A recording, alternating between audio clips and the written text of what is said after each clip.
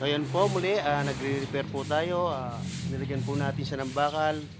Tapos meron po tayong kawayan na kita sa likod. Hindi naman po natin nagagamit kaya ginamit na po natin dahil wala pa tayong pambili ng bakal. So yan. Temporary muna kawayan. So ito po yung tinatawag sa Kapampangan ng temporaring permanente. So yan. So yan po ay may ni-repair po tayo ng dito sa garahe natin. Ay wala pa tayong pambili ng bakal. Pasamantala po nating ginawa ay kawayan. So ito po ang tinatawag na temporaring permanente. Sa palagay po ba ninyo tatanggalin pa to? Hindi na, di ba? So yan, pwede naman po siya, matibay naman siya. So makapal naman po ang nilagay natin. Yan.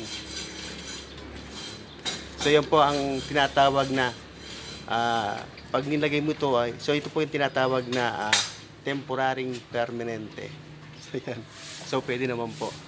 So yan po ang pagkakalagay. Tinatali po natin siya. So yan. Bakal naman po yung pinakapatungan niya. So matibay naman siya. So tsaka dun po sa bakal naman siya. So yan. Ayan. At ang pinaka poste niya bakal naman din. So ito lang po ang ginawa nating kawayan.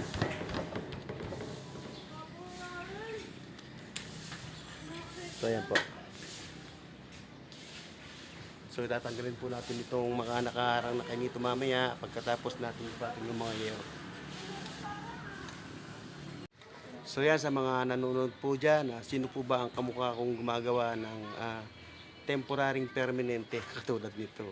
So yan, okay naman po siya, matibay naman pag pinagsama-samang kawayan.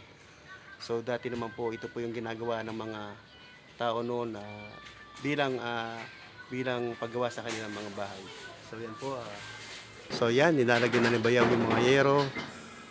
Yung mga yero pinaglumaan dito. Kahit mga ilan lang pa ako yung hindi lang matanggal dahil mababa naman siya. So kailangan niya pa ako ni Jeff. Kailangan niya pupunta na. Diyan lang mamangatlan eh. Ne, kailangan niya sipitan ne.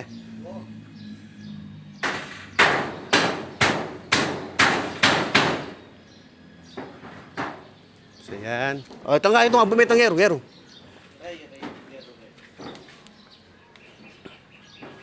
So yan, kasama pa rin sila pamangkin. Tulong-tulong lang dito. Para matapos lang ang ginagawa namin na garahe. Yan okay na ganyan, na pinyan na. Ay pinyan na. So yan, nilalagay namin ni Bayaw yung yero. Medyo yung iba, medyo kapos siya pero okay naman siya. So yan.